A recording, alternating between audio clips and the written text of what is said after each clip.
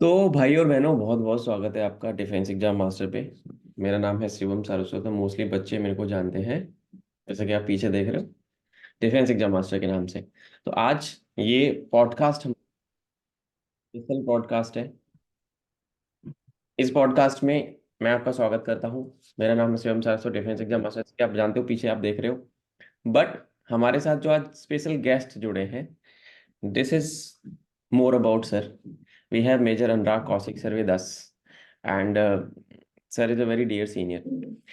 Sir has been from the Corps of Signals. Signals, he is a signals officer. तो उनकी unit के बारे में हम बात करेंगे, सर की जर्नी के बारे में बात करेंगे, how Anurag sir went and to become a army officer, became an army officer, उनका एसएसबी, उनकी ट्रेनिंग, उनका टेन्योर कैसा रहा, इस सब के बारे में आज मैं जानने वाला हूँ।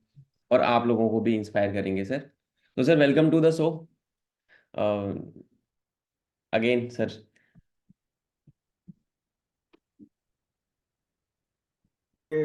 इस शो पर मुझे बुलाने के लिए। एंड मैं जस्ट एक बात कहना चाहूँगा। आपने कहा कि एक बहुत ही खास गेस्ट है हमारे साथ, तो मैं आपको बताना चाहूँगा कि मुझे आप गेस्ट का दर्जा ना दें। मैं आप लोगों के जैसा ही एक हूँ, आपके बीच से ही उठा हूँ।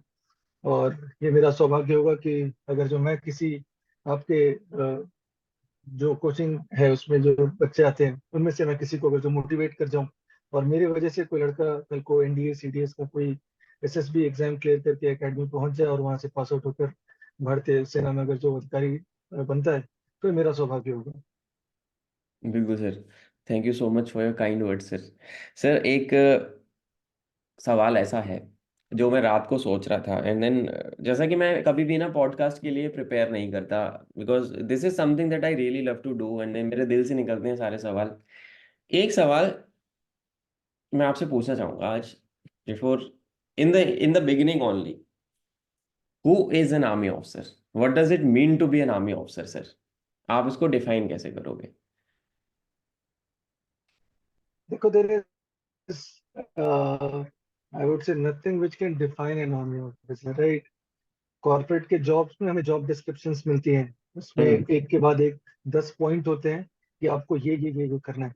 जब आप ये डिसाइड करते हो अपने मन में और अपने दिमाग में कि आपको इंडियन आर्मी नेवी एयरफोर्स में एक ऑफिसर बनना है, तो आपके पास कोई ऐसी चीज नहीं होती है जिसको आप जॉब डिस्क्रिप्शन कहते हो कि ठीक है, आपको इन चीजों के बारे में मालूमात होनी चाहिए या आपसे ये चीजें कराई जाएंगी।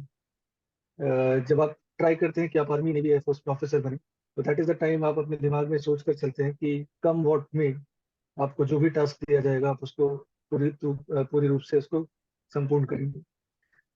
सैम मानेकशॉ ने अपने शब्दों में बयां किया था कि एक आर्मी ऑफिसर क्या होता है और क्या नहीं होता है, और वो काफी एक लंबा स्टेटमेंट है। मेरे को उसके वर्ड बाय वर्ड वो स्टेटमेंट याद नहीं है, बट उन्होंने ये कहा था कि एक आर्मी ऑफिसर वो होता है जो अपने ट्रुप्स के साथ एक लड़ाई में जाके लड़ाई में जीत भी सके। वो होता है जो एक इंग्लिश या फ्रेंच रेस्टोरेंट में जाके डिशेस को ऑर्डर भी कर सके। वो होता है जो किसी पार्टी में डांस भी कर सके। और ये लिस्ट बहुत लंबी भी थी। सो राइट सर। बेसिकली अगर जो मैं एक सिंपल एक वन वर्ड में कहूँ तो आर्मी ऑफिसर क्या होता है, तो आर्मी ऑफिसर एक कंप्लीट पैकेज होता है। You get a complete package in himself. Exactly exactly. मुझे याद है वो वाला, देयर इज वो एक पूरा पोस्टर है वो, एंड एन या officer someone who can embolden a joke and make a friend laugh, who can order correct, yes. French menu, who can kill for the sake of the people. तो ये एक बहुत बढ़िया inspiration था। In fact वो मेरी copy में लिखा हुआ है आज भी। जब मैं करेक्ट। तैयारी करता था तो मैंने लिखा था कि यार, this is the life that I want to lead, live. So thank you so much for again bringing that nostalgia. अब स्टार्ट करूंगा सर, मेरा अगला सवाल जो होगा कौशिक सर, वो होगा कि ये आर्मी ही क्यों? मतलब आप कोई और भी प्रोफेशन चूज कर सकते थे, you could have become an, आप किसी और भी रूट पे जा सकते थे rather than being in army. But कब आया ख्याल दिमाग में कि नहीं यार, I want to join the arm forces, या मुझे फौज में ही जाना है, मुझे ऑफिसर ही बनना है? देखो शिवम, इस सवाल का जवाब मैं दूं इससे पहले मैं अपनी फैमिली बैकग्राउंड के बारे में बताता हूँ, ठीक है? Sure sir. तो I come from a defence background. मेरे जो फादर हैं वो एक रिटायर्ड नेवल वेटरन है। ठीक है, तो माय फादर रिटायर्ड इन दिसंबर 2016। तो अगर जो मैं इस सवाल का जवाब देना चाहूँ कि ये विचार मेरे दिमाग में कब आया कि मैं आर्म फोर्सेस ही ज्वाइन करूंगा, तो वो बहुत पहले ही आ चुका था। एज अ किड जब मैं अपने फादर को देखता था वो वाइट यूनिफॉर्म पहनते हुए, तो मुझे लगता था कि हाँ, यूनिफॉर्म पहननी। मैं जैसे जैसे बड़ा हुआ, आई थिंक जब मैं क्लास 8 9 में आया, तो मैंने वो जवाबदारी और जिम्मेवारी ले ली थी कि ठीक है, पापा की जो यूनिफॉर्म है उसको प्रेस मैं करूंगा। उसके ऊपर चाहे उनकी नेम प्लेट हो, रिबन्स हो, उनके शोल्डर टाइटल्स हो, वो मैं लगाऊंगा। तो जब मैं वो यूनिफॉर्म उनकी आयरन करता था, तो मेरे दिमाग में ये बात हमेशा चलती थी कि यार एक दिन अपनी भी यूनिफॉर्म मुझे ऐसी तैयार करनी। तो बहुत पहले से, like I think class second third fourth से ही मेरे जहन में ये था कि एक दिन मुझे भी ऐसी यूनिफॉर्म पहननी है। जब मैंने कहा ऐसी पहननी है, तो मेरा कभी था ही नहीं दिमाग में ये ख्याल कि सफेद ही पहननी है या नीली में ही आना है, या हम्म। नीली पहनकर एयरफोर्स में जाना है, या ऑलिव ग्रीन पहन के आर्मी में आ जाना है। बाद में आगे चलते हुए जो अपॉर्चुनिटी मेरे हाथ पहले आई, मैं इंजीनियरिंग कर रहा था जब मेरा सिलेक्शन हो गया था, तो मैंने वहाँ पे ये ज्वाइनिंग ले ली। तो सर बहुत एक अच्छी मतलब बात लगी मेरे को, मतलब when you was ironing your fathers uniform, तो वो सबकॉन्शियसली ना, जब आप छोटे बच्चे थे तभी से वो सबकॉन्शियस ट्रेनिंग आपकी उस तरीके से हो गई कि वो बैठ गया दिमाग में कि यार। And then I am a hardcore believer and you would also agree to that कि subconscious mind plays a very vital role in your selection in whatever you do या इन लाइफ। वो थॉट प्रोसेस आपका वैसा बन जाता है, आपकी life में लोग, अपॉर्चुनिटीज, एंड देन आपके सर्कमस्टांसेस भी वैसे बनने लगते हैं जैसा आप सोचते हो। तो that is indeed a very कर स्टोरी सर। सर अब मैं जानना चाहूंगा, अगला सवाल जो है फैमिली के बारे में हमने जाना। You are a techie, I am, both of us are engineers. तो आपके पढ़ाई के बारे में थोड़ा सा बताओ ना कि बचपन में जब आप पढ़ाई वढ़ाई करते थे स्कूल में, क्या हिसाब किताब था? कॉलेज में आप पढ़ाई में कैसे थे? तो मैं जर्नी स्टार्ट करूंगा मेरी। जैसे कि फादर क्योंकि नेवी में थे, तो उनकी पोस्टिंग्स होती रहती थी। हर 4 से 5 साल में हम मूव करते रहते थे। तो सिलसिला कुछ यूँ शुरू हुआ कि मैं नेवल पब्लिक स्कूल से पढ़ा लिखा। उसके बाद आफ्टर क्लास 6 फ्रॉम 7th मैं केंद्रीय विद्यालय में आ गया। एंड मैं एक प्राउड केवीआई हूँ। 7th टिल 12th की जर्नी मेरी केंद्रीय विद्यालय से रही। क्लासेस 9 to 12 मैंने केंद्रीय विद्यालय मुंबई कोलाबा से किया। उसके बाद मैंने AIEEE का एग्जाम दिया। उसके बाद मैंने इंजीनियरिंग की यूनिवर्सिटी ऑफ पुणे से। I did my engineering in electronics and telecommunications. पढ़ाई मेरे हिसाब से बहुत ही जरूरी चीज है। ठीक है, हम्म। और वो आपको फोकस्ड रखती है, वो आपको चैलेंजेस देते रहती है, एंड वो आपका माइंडसेट बनाती है। अगर जो मैं आज भी पीछे जाके देखूं, जैसे आपने बताया कि आप एक मैकेनिकल इंजीनियर हैं, if I am not wrong Shivam, तो आज आप कहीं पे भी जो बैबकॉक विलकॉक्स बॉयलर पढ़ा, या जो सॉम टॉम डॉम की थ्योरी पढ़ी, या न्यूमेरिकल्स किए, वो लाइफ में कहीं नहीं आ रहे हैं आपको। चाहे मैंने जो अपनी इलेक्ट्रॉनिक्स एंड टेलीकम्युनिकेशंस में थ्योरी और प्रैक्टिकल्स किए, बहुत कम पार्ट मेरे को उसका काम आया जब मैं आर्मी में कोर ऑफ सिग्नल्स में था। बट देन इसका ये मतलब बिल्कुल नहीं है कि पढ़ाई इंपॉर्टेंट नहीं है। बिकॉज मेरा ये बहुत ही अच्छी तरीके से मानता हूँ मैं इस बात को कि पढ़ाई आपको जिंदगी के लिए तैयार करती है। वो एक प्रॉब्लम सॉल्विंग एटीट्यूड आपके अंदर डालती है। Exactly sir. और जहाँ तक मेरी बात थी, मेरी स्कूलिंग मैंने जगह जगह से की। आखिरी जो कुछ साल थे स्कूल में, वो मैंने KV नंबर 2 कोलाबा से की। इंजीनियरिंग मैंने बता दिया यूनिवर्सिटी ऑफ पुणे से की। एंड थर्ड ईयर में मेरा सिलेक्शन हो गया था तो join army. And straight away after completing my engineering मैं ऑफिसर ट्रेनिंग एकेडमी चला गया। You join through US entry I guess. Yes. तो इसकी भी एक अच्छी कहानी है, ये मैं बताना चाहूंगा। Please third sir. ईयर में मेरा सिलेक्शन हो गया था यूनिवर्सिटी एंट्री स्कीम। अभी भी मुझे बैच याद है, शायद FY18 या FY19 था वो। सॉरी, प्री FY18 या 19 था। And I got recommended in that SSB from Bhopal. उसके बाद मैं कॉलेज वापस आया अपनी पढ़ाई कंप्लीट करने। फाइनल ईयर के एग्जाम्स दिए, फाइनल ईयर का रिजल्ट आया। एंड फाइनल ईयर के रिजल्ट के हफ्ते भर के अंदर मेरे ख्याल से इसकी मेरिट लिस्ट भी जो होती है वो आई, यूएस की। एंड उस मेरिट लिस्ट में जो मेरा पोजीशन था, it was 28th in electronics and telecommunication stream. Right, and उस मेरिट लिस्ट में ही ये लिख दिया गया था कि serial number 1 to 25 they will be going to IMA because they still are part of UES entry. And serial number 26 onwards, आपके पास दो ऑप्शन है, या तो आप स्कीम चेंज करके from US get converted into short service commission technical and join officer training academy, या तो you can just leave it. तो you can just leave it का तो सवाल ही नहीं था, तो I went to officer training academy as a short service commission technical entry officer. Great sir, amazing Indeed. तो ये कुछ जर्नी बड़ी मेरे को मजेदार सी लगी। अच्छा, उस टाइम पे ऐसा हुआ था कि पहले जहाँ तक अच्छा यूएस वाले ओटीए जा रहे थे and TGC guys will go to. हाँ, जो लोग, मैं इसको इस तरीके से कहूंगा कि जो लोग एक स्पेसिफिक मेरिट तक थे, वो चाहे टीजीसी हो, चाहे यूएस हो, चाहे और कोई भी एंट्री हो जो टेक्निकल किस्म की थी, वो आई में जरूर जा रहे थे। लेकिन अगर जो मेरिट पोजीशन आपकी थोड़ी डाउन है, तो आप उसमें ओटी जा रहे थे।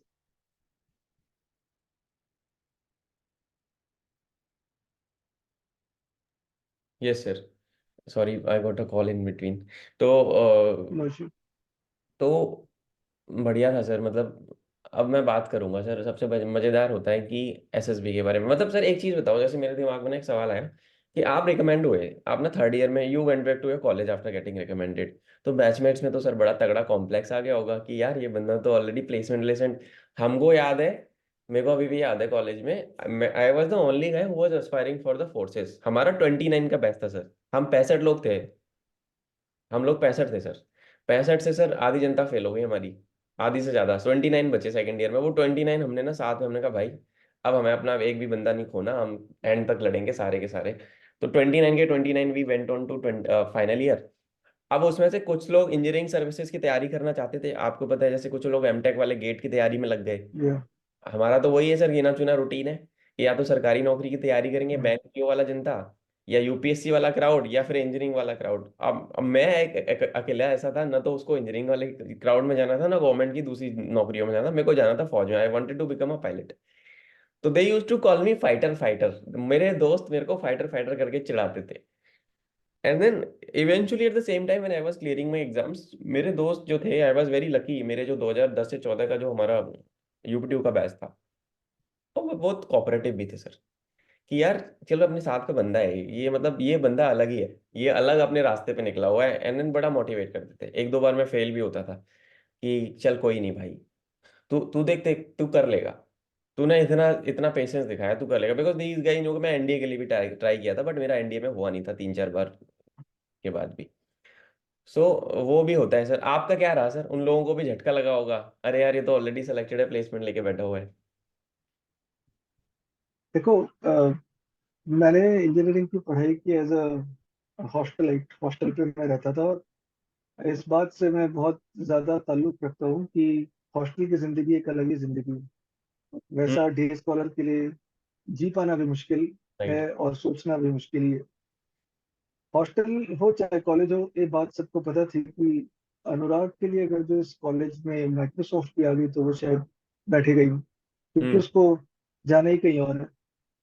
तो इंटेंशंस मैंने बहुत पहले ही अपने प्रोफेसर्स, अपने पीयर ग्रुप कलीग्स, कलीग्स तो नहीं कहूंगा बट बैचमेट्स को क्लियर कर दिए थे कि मुझे कहाँ जाना है। तो इसलिए उनको बहुत ज्यादा शक नहीं था कि इसको क्या करना है आगे। और उनको ये बात भी क्लियर थी कि इस लड़के को डिफेंस में ही जाना है या फौज में ही जाना है। तो this happened I think in 2010-11, मुझे साल भी अब ठीक से याद नहीं है, आई थिंक 10 में ही हुआ जब 10 या 9 में हुआ जब मैं एसएसबी के लिए वहां पहुंचा। और मैं एक्चुअली गया था, मेरे को कॉल लेटर आया था एसएसबी के लिए भोपाल का, और ये था मेरा सीडीएस रिटन एग्जाम के एसएसबी पहले। ओके। अच्छा, सीडीएस रिटन एग्जाम भी मैंने क्लियर किया था, तो मेरी कॉल आई सीडीएस की। और मैं सीडीएस की एसएसबी देने भोपाल पहुंचा, स्क्रीनिंग हो गया। और 4 दिन के बाद जब कॉन्फ्रेंसिंग हुई तो मैं कॉन्फ्रेंस आउट हो चुका था भोपाल से। और तीसरे दिन, जो डे 3 ऑफ द एसएसबी था, उस दिन शाम को ऐसे ही जब घर पर बात करते हैं तो मेरे फादर ने मुझे बताया कि आज तुम्हारा एक और कॉल लेटर आया हुआ है, भोपाल में एसएसबी है और ये यूएस की एसएसबी है। तो मैंने कहा ठीक है, बट मुझे लगता है कि शायद मैं सीडीएस में ही क्लियर कर जाऊँ। अनफॉर्चुनेटली ऐसा नहीं हुआ, मेरी सीडीएस की एसएसबी नहीं निकली। हम्म। और फॉर्चुनेट ये था कि जो मेरी अगली एसएसबी थी वो भोपाल में ही थी, और वो 2 दिन बाद थी। जिस दिन मैं कॉन्फ्रेंस आउट हुआ उसके 2 दिन बाद मेरी स्क्रीनिंग है अगली एंट्री के लिए भोपाल में। ओके। तो मेरे पास एक कंफर्म टिकट थी वापस मुंबई जाने की भोपाल से।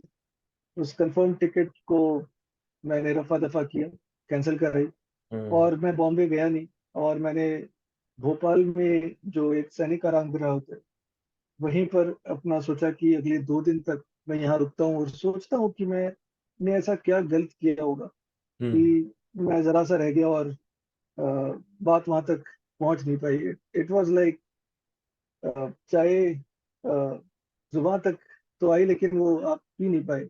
हम्म। तो वो 2 दिन मेरे काफी इंपॉर्टेंट थे, बिकॉज उन 2 दिनों में मैंने एक्चुअली यही देखा और यही सोचा कि ऐसा मुझसे क्या गलत हुआ होगा कि मैं नहीं कर पाया। And as luck would have it, उसी जगह से जहाँ से मैं कॉन्फ्रेंस आउट हुआ 5 या 6 दिन बाद, मैं हम्म। वहीं से रिकमेंड हो चुका था। और रिकमेंडेशन के बाद ऑब्वियसली वो प्रोसेस चला जिसमें मेडिकल होता है, things all started falling into place. Amazing sir, ये तो मतलब बहुत एक अच्छी सी स्टोरी थी कि आप उसी बोर्ड से कॉन्फ्रेंस आउट हुए and then you got recommended from the same board again. And मतलब कहते हैं ना स्टार्स में था, या फिर मतलब कोइंसिडेंस आप बोलो या फिर लक बोलो। ये बस वो था कि अगर आप बट मेरा मानना ऐसा है कि इसके पीछे ये सब चीज़ें तो चलो जो भी है, I I do not believe in luck and all. I basically believe in people taking decisions and taking right decisions at the right time. तो आपने डिसीजन लिया, अगर आप यूईएस फिल ही नहीं करते तो शायद वो मौका ही नहीं मिलता आपको, है ना? तो ये अब बिल्कुल एक सोचा समझा डिसीजन एक हमेशा काम आता है। एंड आई नेवर से कि आई टेक रिस्क। किसी को मैं कहता हूँ रिस्क नहीं लेना चाहिए, सब everyone should take calculated risk. Pros and cons पहले वे कर लो और उसके बाद अपना फैसला करो कि करना क्या है। मैं उसी एसएसबी बोर्ड से तो नहीं सेलेक्ट हुआ, लाइक 22 से मैं कॉन्फ्रेंस आउट हुआ था if I am not wrong. Hmm. और 33 जो कि नेवी बोर्ड है, मैं राइट। उससे रिकमेंड हो गया। इसकी भी एक अपनी कहानी है। मैं गया तो था आर्मी की एसएसबी के लिए, लेकिन उस दौरान मार्च की ये बात है और मार्च में त्योहार आता है होली का, हम सबको पता है।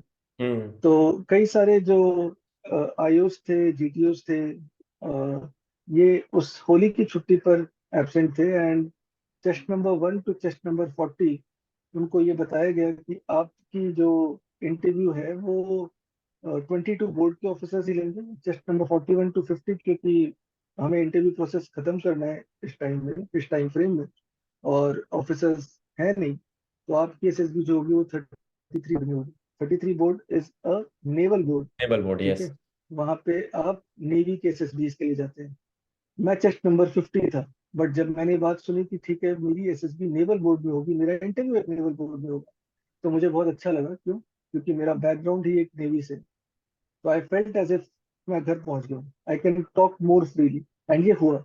मैं एसएसबी के दूसरे अटेम्प्ट में पास हुआ। पहला अटेम्प्ट मेरा एक आर्मी बोर्ड में ही था। समहाउ आई फेल्ट कि जो क्वेश्चंस मेरे को आ रहे थे या जो क्वेश्चंस मुझको पूछे जा रहे थे वो आर्मी स्पेसिफिक ऑब्वियसली होना भी था, क्योंकि आर्मी की एंट्री थी ज्यादा थी। हम्म। फॉर्चुनेटली नेवी बोर्ड में जो इंटरव्यूइंग ऑफिसर थे उन्होंने मुझे क्वेश्चंस भी नेवी रिलेटेड पूछे, जबकि वो जानते थे कि मैं आर्मी में जाऊँ। हम्म। क्वेश्चंस मेरे को नेवी के आए। फॉर्चुनेटली मैं उनके लिए ज्यादा अच्छे से प्रिपेयर्ड था। एंड मेरा सिलेक्शन वहां से 33 बोर्ड से हुआ। Amazing sir, amazing. मतलब ये तो एक तरीके से ये था कि it was all kind of, बोलेंगे लोग तो यार सेटअप था, ऐसा था, हो सकता, बट नहीं। हाँ बिल्कुल। बिल्कुल मैं मानता हूँ कभी कभी शिवम की ये सेटअप था। ये बिल्कुल सेटअप था। आप मानोगे नहीं, आप खुद क्योंकि एसएसबी में जा चुके हो। एक हम्म। कई सारे टास्क होते हैं हमारे, प्रोग्रेसिव ग्रुप हम्म। टास्क और command task, half group task. इन टास्क को मैंने किया था उसी एसएसबी में 3 दिन पहले। और उसके बाद जिस दिन जब जिस फाइनल एसएसबी से मैं रिकमेंड हुआ उसमें आपकी पीठ कर दी जाती है ऑब्स्टिकल की तरफ। आपको पहले ब्रीफ किया जाता है and then you are told to turn around to see what that task is. Progressive group task की मैं बात कर रहा हूँ। हम्म। आप मानोगे नहीं शिवम, वो प्रोग्रेसिव ग्रुप टास्क एग्जैक्टली वही था जो करके मैं कॉन्फ्रेंस आउट हुआ था। तो मुझे बहुत पहले ही पता थी कि आइडियाज क्या बल्ली का थे? इस्तेमाल कहाँ करना है, रस्सी कैसे फंसानी है, हम्म। लकड़ा कैसे उठा के कहाँ लगाना है। हम्म। तो मेरा मानना है अगर जो आप किसी चीज को बहुत दिल से चाहो तो राइट। जैसा कि वो एल्केमिस्ट किताब का लिखा हुआ वाक्य भी कहता है कि किसी चीज को शिद्दत से चाहो तो पूरी कायनात उसको आपसे मिला देने में जुट हम्म। जाती है। तो वैसा मेरे साथ भी हुआ। जब मैंने वो प्रोग्रेसिव ग्रुप टास्क देखा तो मुझे लगा यार इसका आंसर तो मुझे एकदम अच्छे से पता है कि ये कैसे करना है। हम्म। जिस लड़के ने उसको करके वो एसएसबी पिछली क्लियर की थी, मैंने सिंपल उसके पैंतरों को लगाया और वो चीजें अपने आप होती चली गई। ये अमेजिंग सर, मतलब आपकी बात बिल्कुल सही है। मतलब I would at a point in this कि जो भी बच्चे या व्यूअर्स हमें देखेंगे, इस पॉडकास्ट को देख रहे हैं या देखेंगे, कि पाल कोलो की एक किताब है द अल्केमिस्ट, अगर आपको कभी मौका मिले तो पढ़ना उसको। उसमें बहुत एक अच्छी अच्छी किताब है, और वो मजा आ जाएगा आप जब पढ़ोगे। उसमें सर का जो स्टेटमेंट है उसी को मैं रीट्रेट करूंगा कि when you want something the whole universe conspires in helping you to achieve it. तो वो फंडा है यार, वो लाइफ में काम करता है सर। मैं यहाँ पे छोटी सी एक स्टोरी अपनी बताना चाहूंगा। When I was passing out from my college in 2014, engineering हो चुकी थी, और हमारा एफकेट जो था अगस्त 2014 में जो हुआ था, उसमें मैं फेल हो गया था। मतलब मेरे को एफकेट निकालने का मौका नहीं मिला, बट कहते हैं ना, मुझे पायलट बनना था, और मुझे पता था कि एयरफोर्स कभी कभी जब शॉर्टेज ऑफ पायलट होती है तो फास्ट ट्रैक एंट्री लाती है। तो एक फास्ट ट्रैक एंट्री होती थी, एफटीएस। सर वो हुआ चंडीगढ़ में, और मुझे पता लगा जैसे ही, मैंने फटाफट से I was just buckled up की उसमें क्या होता है, सेम डे एफकेट होता है, सेम डे रिजल्ट आता है, वहीं पे स्क्रीनिंग करके स्टेज 2 भेज देते थे वो लोग डायरेक्ट। सर जब मैं वहाँ पहुंचा, जैसे तैसे पापा को कन्विंस किया। हम लोग मथुरा से हैं, तो मैं दिल्ली आना था मुझे चंडीगढ़ जाने के लिए। मेरी बुआ रहती है दिल्ली में, सी वर्क्स विद इंडियन रेलवेज। तो मेरे जो कजिन ब्रदर थे उन्होंने कहा ठीक है मैं तेरे साथ चलूंगा। वो एग्री हुए, उन्होंने छुट्टी ली। तो फैमिली बड़ी सपोर्टिव रही इस मामले में, तो उन्होंने कहा ठीक है मैं चलता हूँ तेरे साथ। सर वहां पे मैं पहुंचा, वहां पे मैंने देखा कि 2 किलोमीटर लंबी लाइन लगी हुई है। मुझे बिलीव था कि मेरा होगा, I just had a believe कि मेरा होगा। तो मैंने कहा यार कोई बात नहीं, मैं लाइन में लगा। मेरे भैया बोले कि यार किसी बंदे से फॉर्म फॉर्म सबमिट करना था सर एक, तो मेरे भैया ने किसी बंदे से फॉर्म लिया, और वो गए जेरोक्स करा के ले आए 5-10, कि ले तू ले। फॉर्म नहीं मिलेगा क्योंकि फॉर्म तो खत्म हो गए हैं, बहुत टाइम लग जाएगा फॉर्म मिलने में, तू ले ले जेरोक्स। किसी से मांगा जेरोक्स, किया 8-10 बच्चों को और बांट दिया। हम लाइन में लगे, 1.5 घंटे बाद हमारा नंबर आया, सब कुछ फीलिंग हुई, हम लोग को एग्जाम हॉल अलाउट हुआ। एंड सर रात के 11:30 हमने एफ कट दिया वहां पे सेम डे, 11 साढ़े 11 बजे रिजल्ट आया। मैं हिम्मत हार चुका था, बट मुझे पता नहीं क्यों दिमाग में ऐसा था कि यार आई मीन मेरा हो रहा है, मेरा होगा ही होगा। वाइब ऐसी आती है ना, कभी कभी आपको वाइब आती है कि नहीं यार I am made for this thing.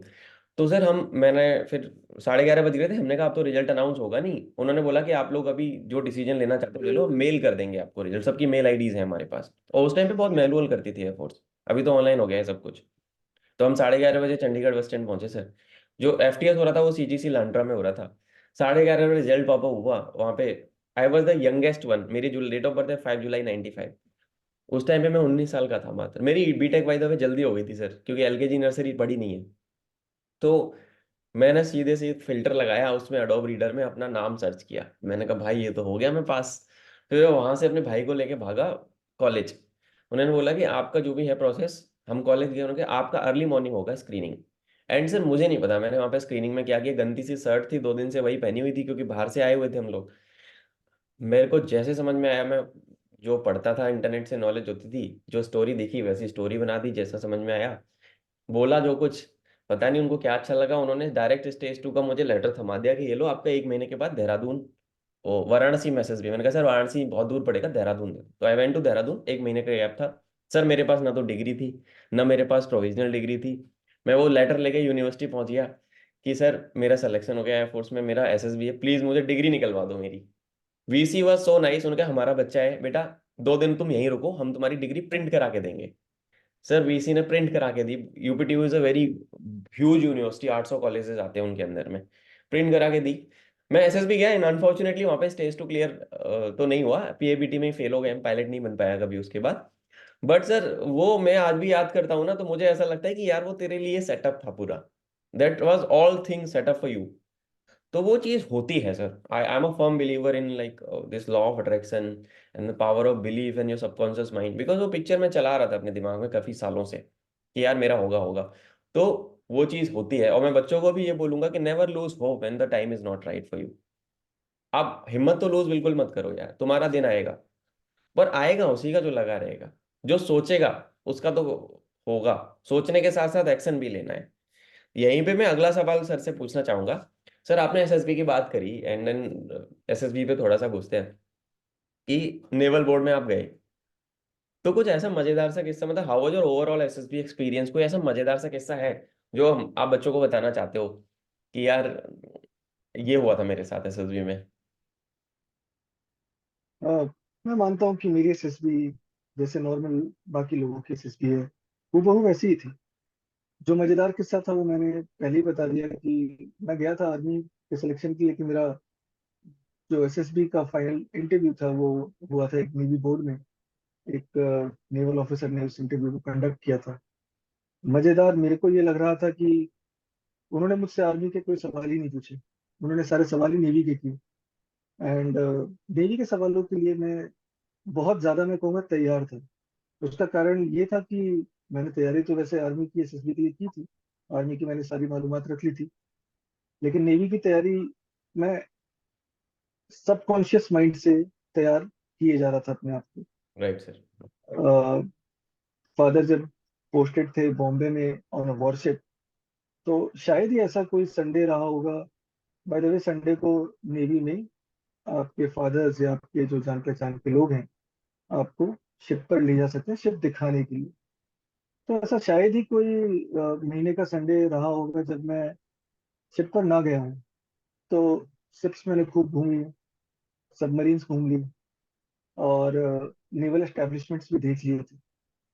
तो एक सबकॉन्शियस माइंड से मेरी तैयारी हो रही थी कि ठीक है, शिप के इस हिस्से को क्या कहा जाता है जहां मैं खड़ा हूँ, शिप के कमांडिंग ऑफिसर कहाँ बैठ के कमांड्स देते हैं, शिप का इंजन रूम कहाँ होता है, शिप के दो साइड हैं तो उनको क्या कहते हैं, हेलीपैड जो शिप का होता है उसको हेलीपैड ना बोल के क्या कहा जाता है।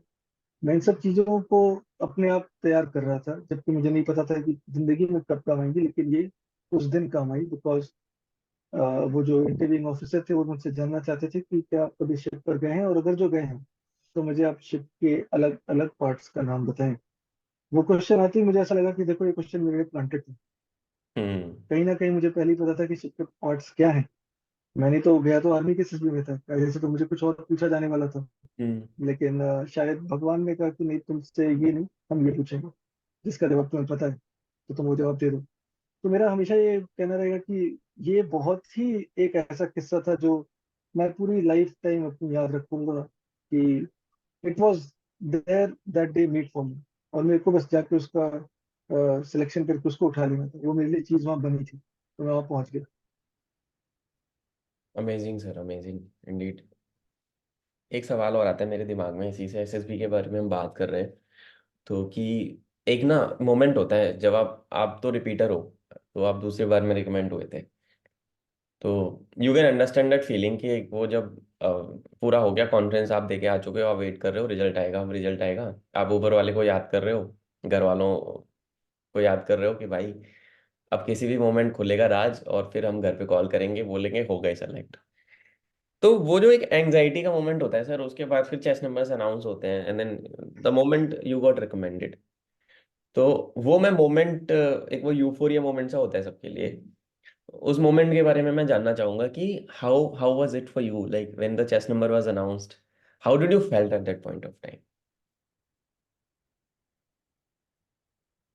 मेरे स्क्रीनिंग जो लोग थे, हम 50 थे इन स्ट्रेंथ।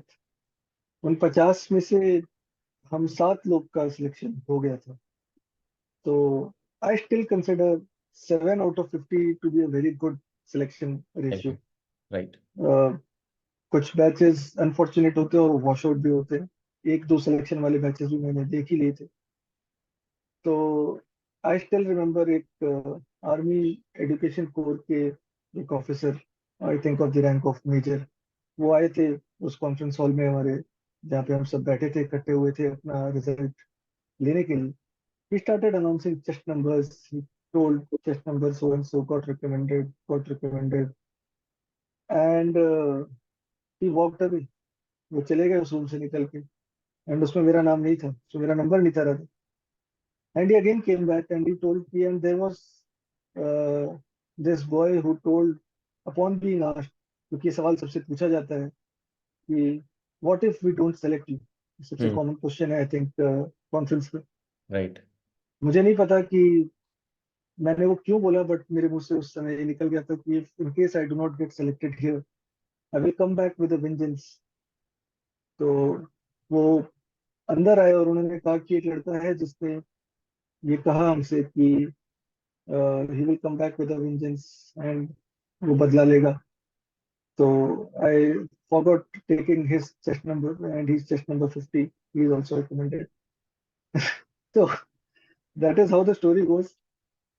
उसके बाद तो फिर वेंजेंस का मतलब होता है भाई बच्चे। बदला लेना। जो बच्चे पे नहीं समझते उनको बता देता हूँ मैं मीनिंग। वेंजेंस यानी बदला लेना। तो सर ने क्या किया, बदला ले लिया।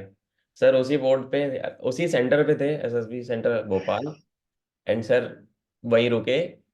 सर फिर से रिकमेंड हुए। ऐसे कहते हैं जज्बा बंदे का। Really salute you for this sir. मतलब ये तो एक मतलब मजेदार सा किस्सा था, बहुत बढ़िया। एंड सर मेरे को आई ऐसा बिलीव लगता है। शिवम, जितने भी सॉरी आपको इंटरप्ट कर रहा हूँ, मेरे को लगता है जितने भी अ, हम कैंडिडेट्स रेकमेंड होते हैं और जो हम्म। रेकमेंड नहीं भी होता है और वो कॉन्फ्रेंस तक पहुंचता है, मैं स्क्रीन आउट अनफॉर्चुनेटली स्टेज पे जो हो जाते हैं, जो स्क्रीन ही नहीं हो पाते, उनके लिए मेरी एक खास खासी सहानुभूति रहती है। Because hmm. I really want कि आप सेलेक्ट हो ना हो, आर्मी सेलेक्ट होने के बाद भी ज्वाइन करो ना करो आपकी मर्जी, बट यार एक बार स्क्रीन इन जरूर हो, क्योंकि वो जो अगले 4 दिन है वो आपको एक ऐसी चीज दिखा जाते हैं, एक ऐसी चीज बता जाते हैं जो आपका नजरिया ही टुवर्ड्स लाइफ चेंज कर देगा। तो आई बिलीव कि जितने भी लोग सेलेक्ट होते हैं या जो कॉन्फ्रेंस आउट भी होते हैं, उन सबके पास अपनी एक कहानी है।